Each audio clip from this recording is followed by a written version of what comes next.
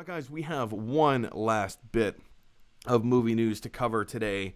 And if anyone has, I think it's pretty fair to say that The Mandalorian on Disney Plus is one of the most popular television shows right now. Like we went through the whole thing with Watchmen, and that was one of the most popular shows at the time. A decade ago, The Office was, and arguably in some ways still kind of is, I think it was the most watched content show on the internet right now on streaming services. But I think it's fair to say that one of the most popular television shows right now is The Mandalorian. Well, last night we got final confirmation that Disney and Lucasfilm have decided to part ways with one of The Mandalorian's main stars, Gina Carano. Now, this comes off the heels of a few months worth of Gina Carano being very vocal with some of her opinions on social media, some of which have not been quite so savory, or not necessarily so savory, but they have not been received very well, which would indicate they have not been so savory, right? This particular post that she made, and we're not going to go into the fine nitty-gritty details of it, but needless to say, she compared the plight of the current Republican Party to the plight of 1930s, 1940s Jews in Nazi Germany. That's an unfair comparison to make, and B, it's kind of a gross and terrible thing to say. Like I said, this has kind of been building up from Disney and Lucasfilm for a while. So they finally decided to part ways with her, and not just Disney and Lucasfilm, but also Carano's representation, her I can't think of the name. the people that represent her in Hollywood, they have also decided to part ways with her as well.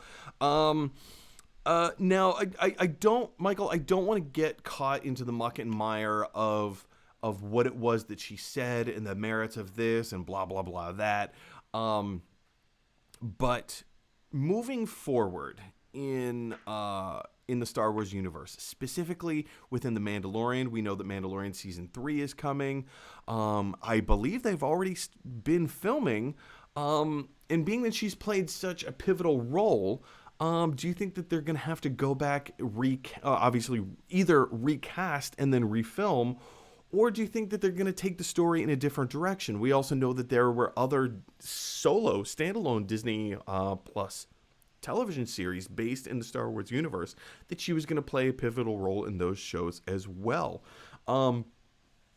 Given the case, do you think it's better to recast or just cut her story out altogether? What are your thoughts? So my gut reaction with no official insight is removing the character, possibly even really like sweeping her under the rug. Basically, maybe in the next episode somebody mentioned something and that's that. Again, that's not inspired by anything or not based on any like true insight, but it's just a vibe I get from what a lot of modern programs do. Because, for example, 60s, 70s, 80s, recasting was just what happened. People look completely different. We say it's the same character. Nowadays, it's like even a lighter thing. Sometimes an actress gets pregnant and temporarily leaves, or they have to totally reframe the show to Well, it's justify funny you it. say that about. In this case, excuse me for interrupting for a second, but it's funny you say something like that because I just read a report very recently. You know that classic episode of Seinfeld where Elaine gets trapped in the subway, and then the lights go out, kind of the electricity or the power to the subway goes out, and the lights go dark, and she's having this conversation with her in her mind. She's on her way to a wedding. Two of her friends are getting married, and she's like, "Just open the door! No, somebody's touching me, and oh, what's that smell?" Well, they framed that shot in a particular way because she was pregnant. They couldn't show her belly, so they like jam-packed her in a subway car full of other people and then just filmed her from like the shoulders up. And that's because she was pregnant.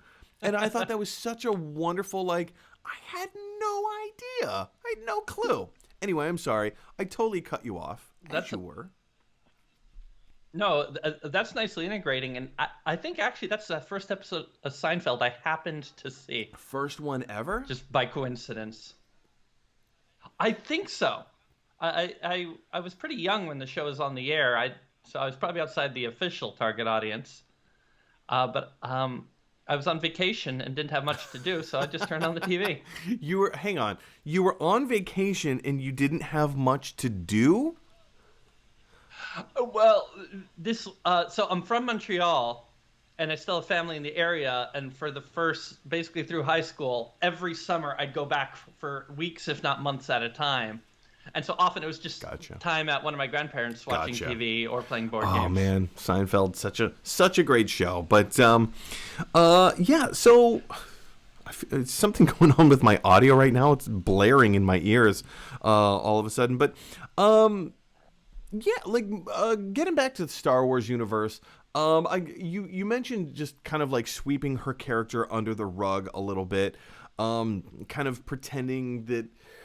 Not necessarily pretending that her character didn't happen, but maybe kind of writing her out of the show. We've seen Marvel take a very different approach to this, where, you know, hey, things don't work out with a particular actor, let's replace them. They very famously replaced Edward Norton with Mark, I'm going to say Mark Rylance. How would that be, a Mark Rylance Hulk? Mark, why can't I think of Mark's last name? Ruffalo. Thank you, Mark Ruffalo. Mark Rylance. But, you know, they've also replaced a lot of other characters, like Red Skull, the guy who played Red Skull. Hugo Weaving was replaced by one of the actors from The Walking Dead. I can't quite think of his name off the top of my head. You know, of course, Rhodey in War Machine. Oh, yes. You know, previously other actors there. So, I don't know. There is maybe a precedent to recast. I guess it all depends on the story, right? It all kind of depends on where they want this story to go, how much of it they've already filmed, what is important to them, and how they want this to move forward. But I don't know. I can also see the merits of them just like cutting ties with the character and then moving on. You know, that you mentioned what's important to them. I was just thinking about that. It's like what's like the writer or writers probably have, at the very least, like, for example, the next season planned. Maybe not firmly, or well, since they're recording, maybe they do.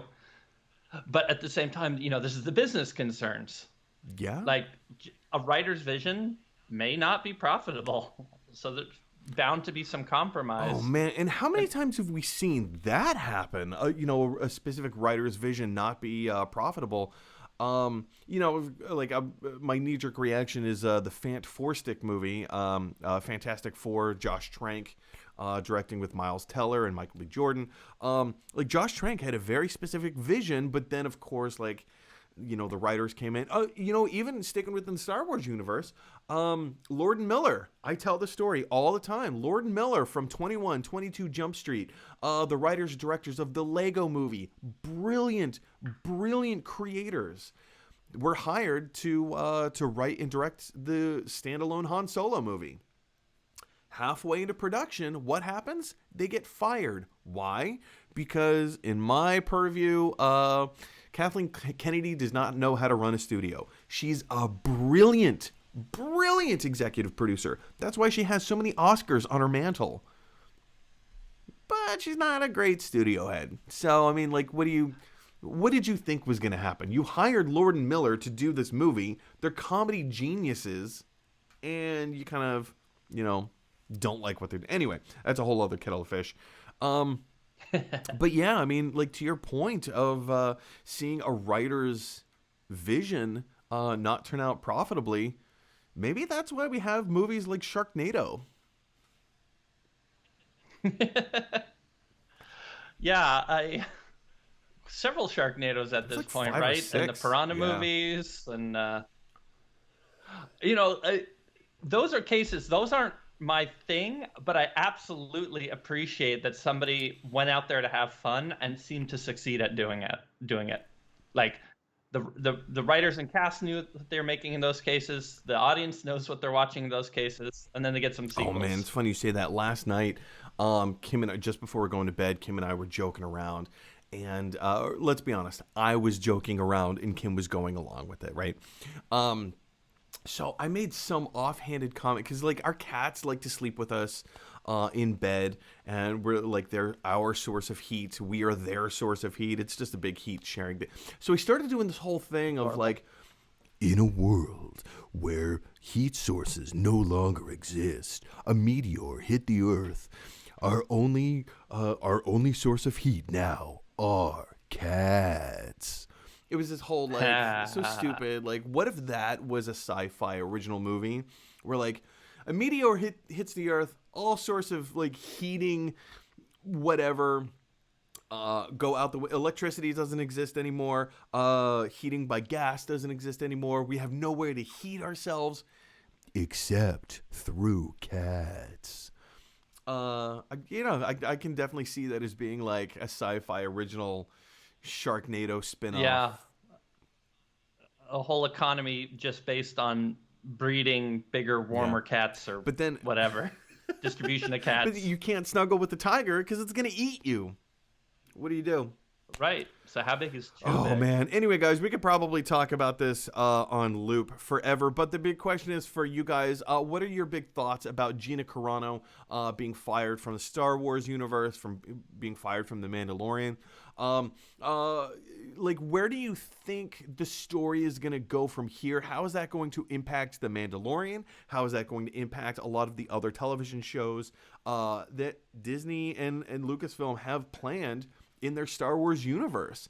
Jump on down to the comment section below and let me know your thoughts. Hey everybody, thanks for watching. If you like this video, click like. If you really like this video, click subscribe. And if you really, really like this video, click share. Because that is exactly what Tony Stark's Iron Man would want you to do.